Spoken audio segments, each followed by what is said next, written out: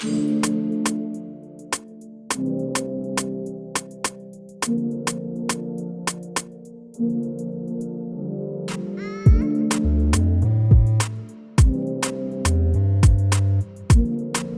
Bree! It's so good to see you. Oh my God, thank you for coming. I know you're a very busy woman, so thank you for taking out time to come.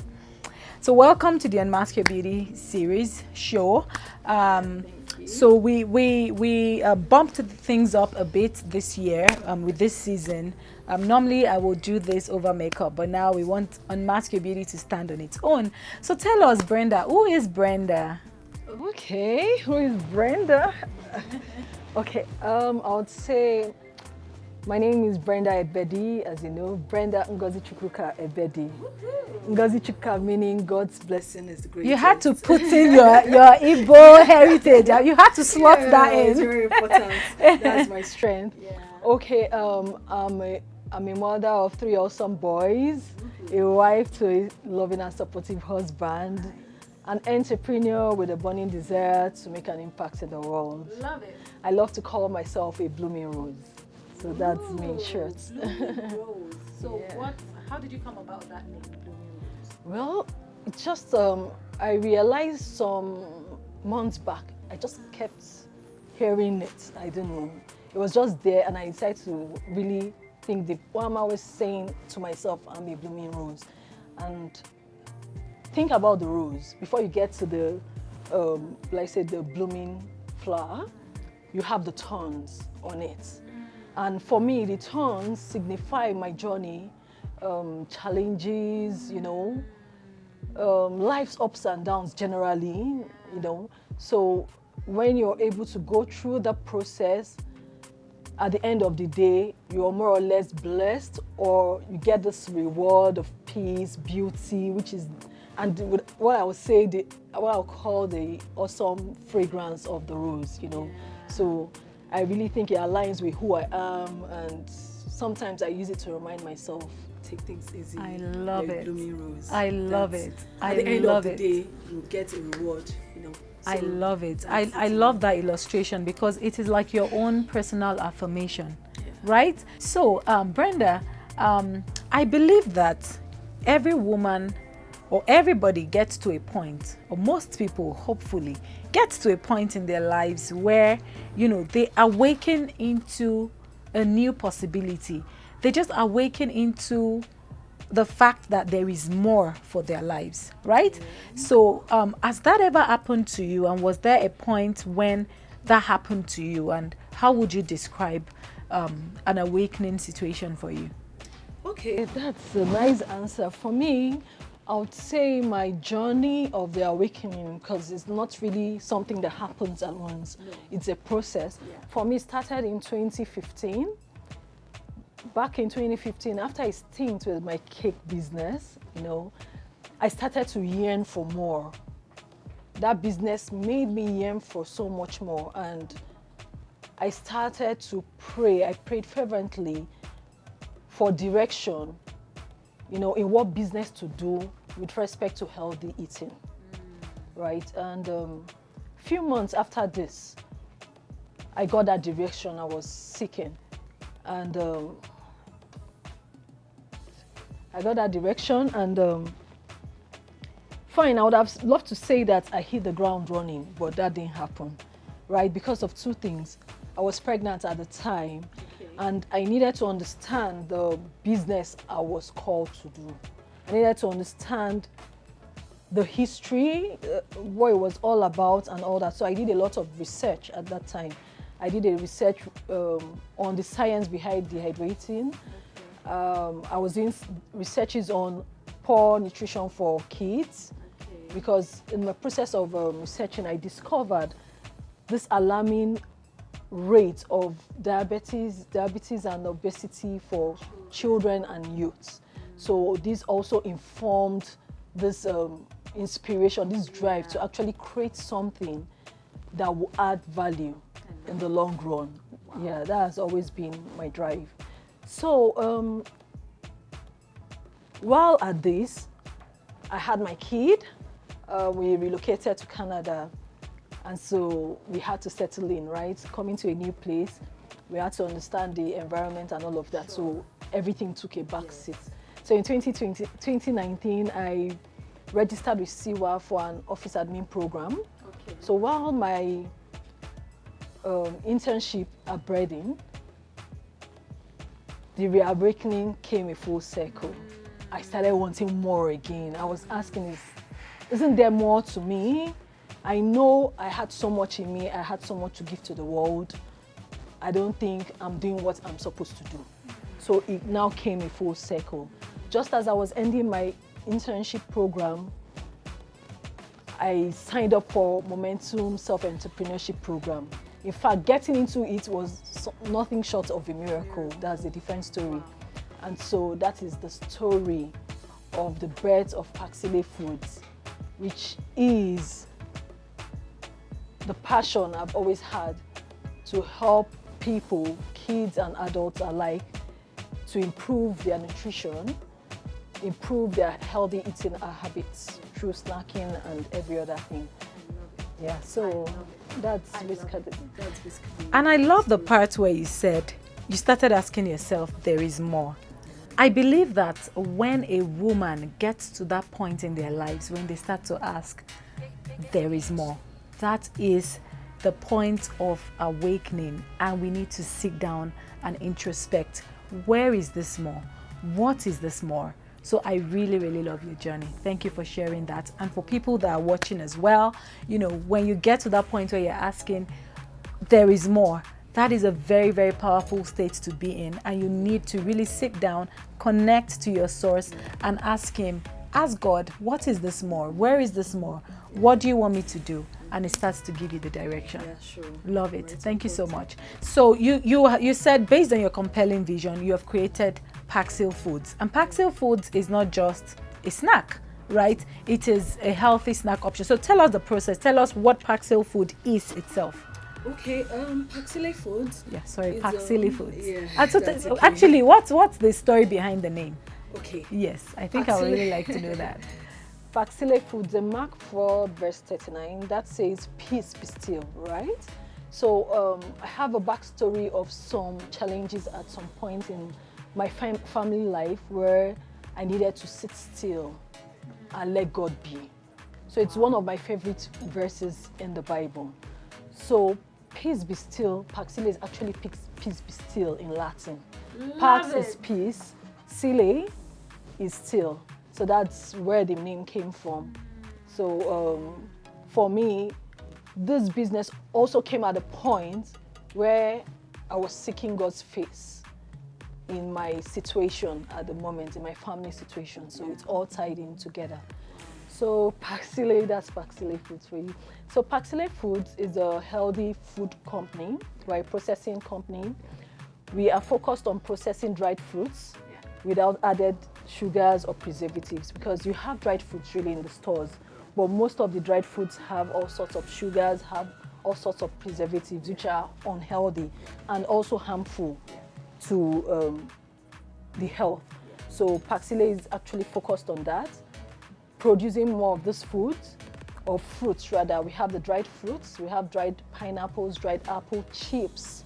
We make them crunchy because you actually have dried fruits, dried pineapples, bananas. Most of them are just, you know, they have different textures, but we make ours different. We want to, we make the crisps that make people want more. Yeah. So when you try our fruits, they're pretty crispy, and you want more. You certainly will want more. So our goal in Paxile Foods is actually to increase the number of individuals with particular reference to children. You know, increase the number of individuals who would eat healthy, who would take care of their health, and also improve their nutrition in the long run. So that's basically it, what our goal in the long run is all about. Yeah. Also, we aim to work with farmers, to help reduce food waste. So what we do, our processes help, you know, preserve and also transform fruits and possibly vegetables into shelf-stable, you know, products.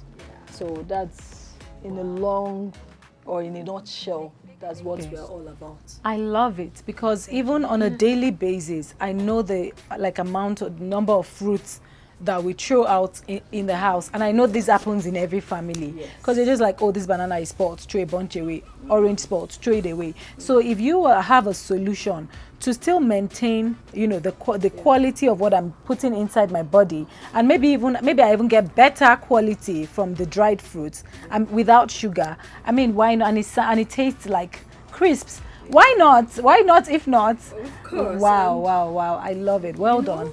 In the process of doing this, because you know you get this vision, you want to run with it, you need to look at everything. I discovered, like my kid, my boy, you give him bananas, he brings them back home. He tell you they're brown. Same here. He tells you they're brown. So I was like, okay, there's something here for me, right? Now my kids wake up in the morning, they ask me, each one of them, I have 3 boys, each one of them have a favorite. One has the dried pineapples, one has the dried bananas, then my little one switches apples, whichever one. I love the apples. I love it, and my kids love it as well. Wow. Really nice. Okay, so I love your business, but I do know that it takes a mind shift, like a mindset shift, you know, to go from, you said you were doing something in the admin, and then you were like, there's more to me, I can do more. So how did you start to birth this dream? Like, what were those things that you needed to do to really transform your mind, to be able to know that you are the one to birth these dreams and not, well, I mean, what are those things you struggled with before birthing it? I would say, And how did you overcome it? initially my background was human resources. I had a successful human resource career, and having to join my husband, leaving, resigning, moving to another country to join him, you know, I became a full-time sit-at-home mom, which was beautiful at the time, until some things happened. So now, how did I get to this point? Having gotten my vision and all that, relocated and all, I started losing myself.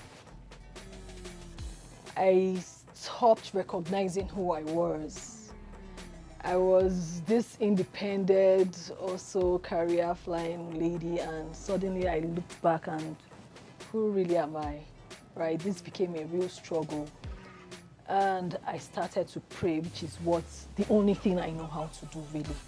I had to connect to my source, and so I started praying. I started speaking to my husband, and I knew that I just had to come out from where I was and get myself to a better place. So what did I do to grow? I started reading books. I started listening to a lot of faith-based videos, right? And then I came to a point I had to sit down and look inwards. Who am I right now? What do I want from life? Yeah, and I've always believed in adding value. Even back in my past career, I've always believed in that. So what do I want to do now? What gap can I fill? How do I make a difference in the world with the vision I have gotten? I wrote these things down, and then I started moving. I started praying. I started confessing positively. In fact, there was this video my sister sent to me, Joel Austin, right, I think, on positive affirmations. And then I wrote down quite a number of them. And every day, I started using this. I started reading the scriptures. It was really a tough time for me, I must confess. I started doing all this. I started becoming deliberate about what I was doing, because I saw that I was in a place I didn't want to be. And if I had stayed there for too long, I didn't know what would become of myself. I had kids to take care of. I had a husband, and they all were actually depending on me in a way, you know, to keep the home together. So that's my story. That's how I had to get myself back to, you know, pursuing my dream, taking a step a day at a time, you know. I'd done my momentum program, and I was in the process of launching my business when Corona hits. That also affected even me personally, because my kids now had to be home. I had to homeschool, I had to take care of them. I had to put my dream again on hold. I had plans to do a lot of stuff with regards to the business, which involved human interaction, being in the shops and all that. All that had to be put on hold. However, while doing all this personal assessments and all that, I just said, okay, do what you have to do. Your fruits, your recipes are ready and all that. Take it out there. Let people start getting to try what you have. Let people hear your story. Let people see or feel the difference you're making. And so just taking that step started turning everything around for me. Basically. So you've touched on so many things, but one thing that really stood out to me was you got to a point in your life where you were like, you were losing yourself. And you know, there's so many women out there that you're talking to right now. They're losing themselves. They know it. But what did you do? You took the, how do I put it? You took the arrow or by it. How do they call this? The bull by the horn. Yes, you took the bull by the horn. You didn't wait for anybody to do it for you. You were intentional about your own life. Because you're like, if I continue to remain in this state, I would not know what will become of me. So I need to take the bull by its horn so that I need to be intentional about my own growth. I need to be intentional about my own transformation because no one is going to do it for me. Yeah.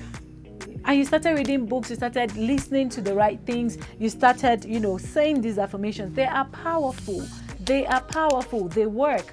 And I know that you also surround yourself with the right people. It's really, really important. I know you're very intentional about that. You're very intentional about reaching out to people that you know can support and help you. And I really admire that about you because you just need to be intentional in life. You can't just dilly-dally. You have to be intentional. Wow. So thank you very much for that. I also love the backstory of Paxil Foods. Peace be still. I think you need to put that out more, right? That's a very powerful message. Very powerful message for people. As I'm eating the snacks, I need to remember that peace be still. I need to remember that. So maybe you put it in your packaging or something. I really, really love it. Or maybe you tell people what it means maybe at the back of your package. Or maybe your thank you card or something. I really love it. Okay, so you have grown into this woman that is bold. I know there are fears, even as even as you're launching, we are all work in progress. But the fact that you're showing up every single day and you're like, you know what, I'm going to do this. I don't see the end of the tunnel yet, but I am going to do it because I know there is light at the end of the tunnel. And as you move, it's just like when there's fog. As you move closer, you see it becomes clearer. Yeah. That's exactly how it is. So you don't have to wait for your vision to be like 100%, like I know what I'm going to do. Nah. So I really love the step of faith, Yeah, in fact, there were a lot of challenges in trying to birth this dream, right? Yeah. And like you said, if you do not take the first step, you wouldn't know what you will meet. Yeah. Even along the way, you would meet people that would help you. Yes. You meet awesome people, really, who would support you. You will get, when you make that step, you'll be open up to a world of possibilities, which you would never have seen if you just sat down, I have this dream, I have to wait for it to be perfect. And you're thinking you're the only one that can execute it, not knowing that you can actually, a vision is usually too big for only one person to, execute. Yes. So you need to, put yourself out there, see who your visionary partners are and where they fit into your vision and bring them in. I love it. Okay, so lastly, do you want to share some growth tips to our followers? We're all about growth, because we believe that even when you go from one stage, the awakening, to self-discovery, to creating, you're still growing. You need to keep growing because it's about who you are. You are first the vision before whatever you're creating. So give us some growth tips. How can we daily grow intentionally? Okay, I would start by saying what I always told myself and I still tell myself. Yeah. For you to grow on any level, you have to live a purpose-driven life. Hey! You're entering into my corner. Without that, you cannot move. You would remain stagnant. If you don't have a purpose to your life, nothing is going to change. Nothing is going to happen. You're just going to remain where you are. So I would use my own stories because I became intentional. I started writing down. There are things I usually go through, when I wake up in the morning and have my personal time and all, I'll first and foremost ask you or say to you, who really are you? You need to come to terms with who you are. Where am I at the moment? What's my situation? What do I want to do? This is my season. You need to accept your season. This is what it is for me right now. That is how I started. That's how my growth started. When you're able to do this, then I'll tell you, first and foremost, another thing that helped me was my personal retreats. Having that personal time, just being still, really. Just being helped me. And in the process of being, you connect with your source. Wherever you think your source is, you need to. We don't just exist. No. We don't just exist. So you have to connect. For me, how I helped myself was to connect to my source. And also, I wrote down some things. Like every week I would start, what 3 things do I want to achieve in my personal life? Because if you are empty, you can't pour out of an empty cup. You can't. So you just have to help yourself. In my personal life, one thing I want to achieve for the week. My family life, family is key. My kids were so important to me. They also had to suffer a little bit when I was trying to discover myself. That's the truth. And I had to move forward into building a life I wanted for myself and my kids. I wanted to be a particular kind of mother, a particular kind of woman for my kids, for my husband. So that went on my list in a week. Okay, what can I do? What wasn't I doing well that I needed to do right this time and be focused on it? And also for my career, what one thing do I want to achieve? So that helped me in my growth mindset. Also, I would say we're on a lifelong journey. Gratitude is everything. Oh my goodness. You have to be grateful for where you are, your experiences. Like my husband always says, every challenge is an opportunity to grow. Don't beat up yourself. My husband tells me all the time, you beat yourself up too much. You have to stop it. And when I started listening to him, not just hearing him, actually listening, really following his advice, I started to see a difference in my life. So these are little things along my growth journey. Stop beating yourself. Accept who you are. See your challenges as opportunities to grow. Reach out to people.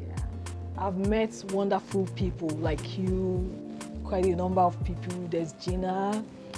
There are so many people I've met along the way, new friends, and all that.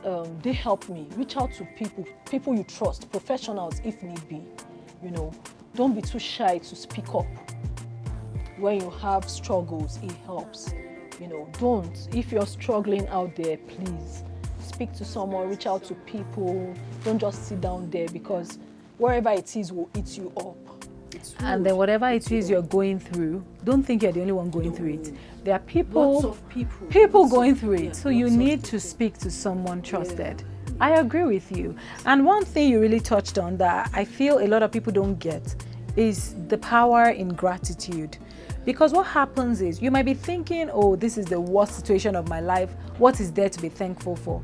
But can you just be thankful that you're going through that experience? When you start to change your mindset to gratitude, then you start to see the message in that mess.